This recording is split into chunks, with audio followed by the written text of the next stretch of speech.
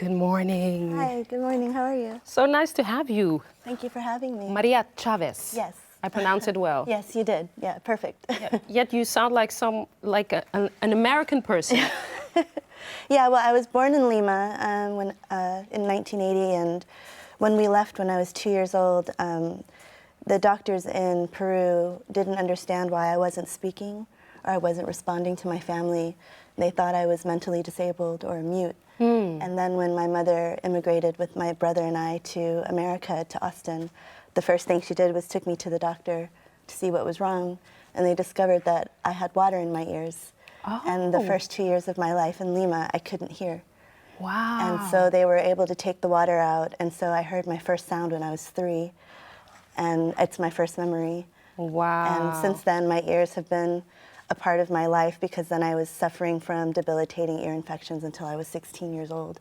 Wow. Because of the procedure to get the water out when I was 3. Yes. So that's why I sound so American, because my first sound that I heard was in America. Yeah. And then my mother was learning English, my brother was going to school, I needed to learn too. Yeah. So we only speak English to each other. Yeah. My mother only speaks Spanish when she's angry, so. Okay, yeah. She's speaking Spanish when. Yeah, you hear that a lot. When the emotions come, then the native language is comes right through. Yeah. What a story! Wow. And your ears are super valuable, also in what you came to do. Like. Yeah, I don't want to be too romantic and put the history of how I learned or how I was able to hear with my practice now, but it is a really great coincidence that I'm now so dedicated to sound. But I don't want to be too... No, it's okay to be romantic about it. It's okay to be, yeah. Let's talk about what you do. Sure. Because, I mean, what are you doing? Like, I mean, normally a turntable or 2 turntables are used to spin records. Right. DJ culture. DJ culture. Right. But this is completely different. Tell us what you do. Well, this is a long-standing history within the avant-garde and musique concrète music. Mm-hmm. It was early sampling, and even the first hip-hop turntablists, you could also say, were musique concrète artists, but because they were able to make this genre, this experiment into a mainstream genre, then I feel like the avant-garde doesn't give them the kind of respect that they deserve. I see. And because just to have the audacity to put your hand on the plate was wrong. You know, you're not supposed to touch the vinyl, you're not supposed to pull the backbeat back. But they developed this DJ culture now that really saved the music industry too, because it created 2 new genres, hip-hop culture, or hip-hop music, and remix culture. Yes. And now we live in, like every pop song now is a remix of an old song. True.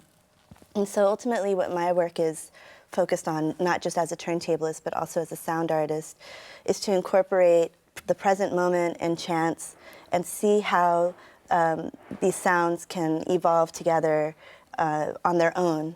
And I just manipulate the mechanics in the best way that I know how, in order to encourage moments to happen. Like, I know that when I put these 2 records together, I'll get a similar sound piece from what we just heard. Yes. But I never know exactly where the needle will land. I never know exactly what word she's going to say.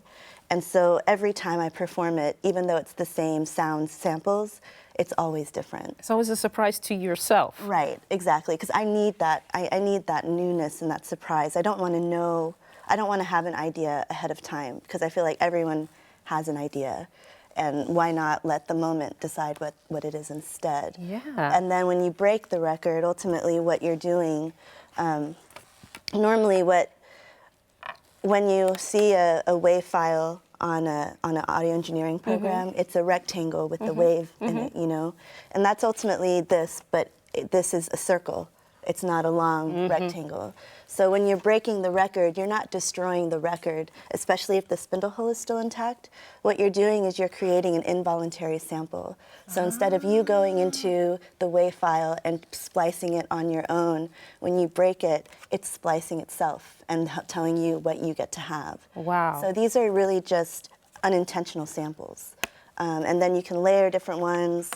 And then, of course, I haven't even gotten to my needle yet, which is a gift from King Britt, who's here at the festival. Yeah. Double-headed needle. Wow. 2 needles on one head. Wow. Reads 2 different parts of the record at the same time, and then I choose the different channels that each sound goes through. So then you have a lot of depth, and you have a lot of choice, and then you can really sculpt. That's why I use the term sound sculpture. Yes. Because you're watching me do it.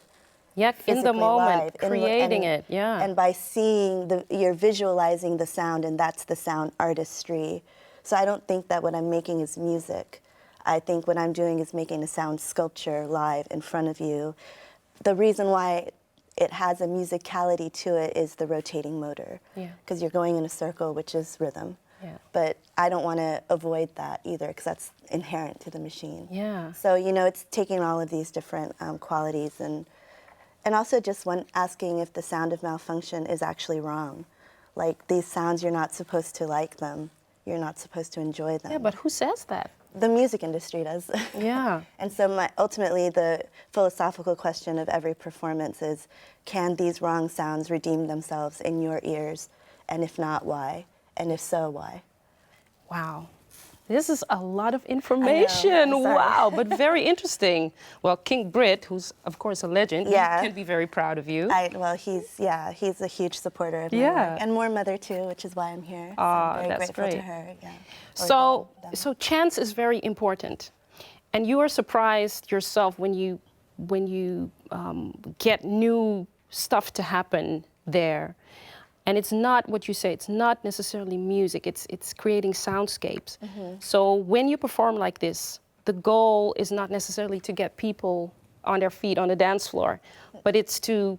It's for all of us to be present and to focus on one thing together. Yeah. It's really not even about the sounds, it's really creating an environment where we're all in this together. Yeah. Sometimes if I get a new record that I've never heard before, I tell you guys. And that way we're all on the same page. Wow. And it really breaks apart this idea that performer is genius, audience is other. I refuse to believe that. I think it's an equal playing field. I need you just as much as, you know, the work needs to evolve with the attention. That's why I don't practice in studios or, you know, this is a performance practice. I only do this in front of people. In front of people. Yeah. That's the only way it'll change. Mm-hmm. And you were just telling me, and I understood that very well, about breaking the records. Right. Because normally you would wear gloves almost to maintain them. You know, like what records are okay to break? Any? Yeah, I mean, whichever ones find themselves in my path. Sometimes broken records find me too. I'll be walking down the streets and there's a broken record. I'm like, come on. Really? Come home with me, yeah. Oh, like finding a puppy. Yeah, they're running around finding me now. Yeah, it's cute.